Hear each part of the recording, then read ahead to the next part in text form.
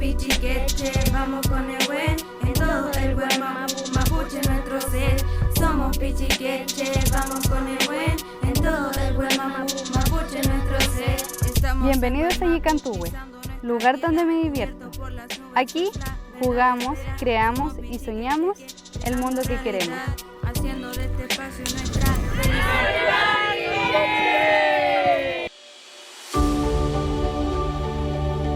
Pegú, primavera, explorando la naturaleza.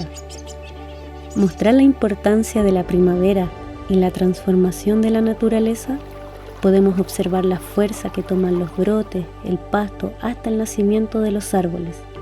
Es el canto de la vida renovada. Mari pupichiqueches. Bienvenidos a Pegú, exploradores de la naturaleza. Hoy vamos a ver la belleza de la Mapu. Vamos con Erita. En el Pegú, los antiguos cuentan que la naturaleza despierta y con Nehuen los Choyún aparecen. Plantas, flores, insectos y animales que se renuevan para seguir con la vida. Vamos a verlos. Muchas aves migratorias llegan de vuelta hacia el hemisferio sur y también salen los polluelos. Vamos, acompáñanos a ir a la naturaleza.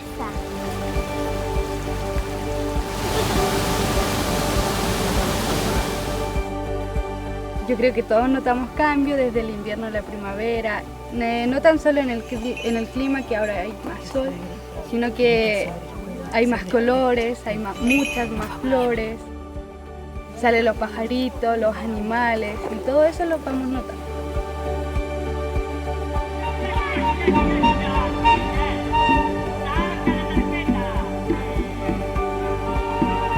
¿Has notado cambios en la naturaleza al pasar de primavera? ¿Qué cambios nos puedes contar?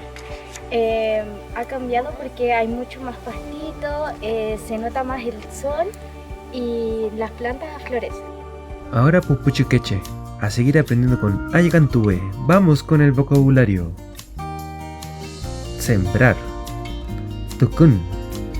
Trabajo. Kusao. Brotes. Choyún. Animales. Kuyin.